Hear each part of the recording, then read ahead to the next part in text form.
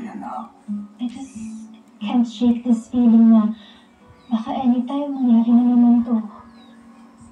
Don't you worry. Hindi na mauulit ito. Mark my word, okay? Dati tingin mo, yung lead dun sa lason na ginamit dun sa dumukot sa akin, may lead to the police na mahanap kung sino talaga yung mastermind. Of course, anak. But it will take time. Trust me, anak. We will make him pay, okay? Promise.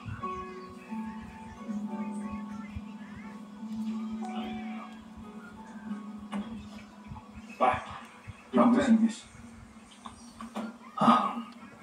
Eksplosibong balita.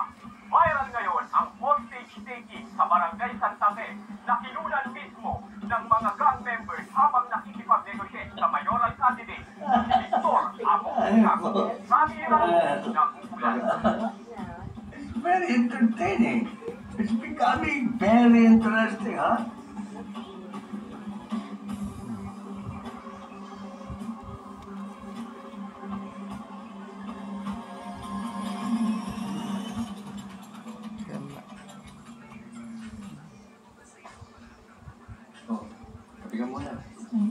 Salamat, sir.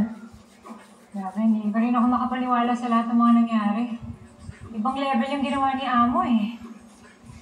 Sana talaga coincidence lang yung connection niya sa mga kaso natin. Hindi maganda yung ganyan, Enriquez. Ang alin, sir? Kapag ka meron ka ng mga wishful thinking, dyan pumapasok yung bias mo sa investigasyon. Kaya kung ako sa'yo, bitawan mo na yung mga ganyan pakiramdam para maging bukas yung mata mo sa lahat. Saka isa pa, wala pa naman tayo ng gagayso sa kanya eh.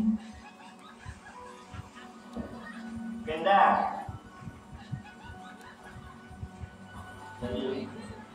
Sige, salamat. Kami na bahala dito. Tulog ka man, nanay. Tulog si nanay. Ay, maganda anak ko. Daga, meron lang kami itatanong sa'yo. Gusto namin malaman kung anong dahilan ng pinagsimulan ng gang war. Wala yung boss Chip, away. Bata lang yun.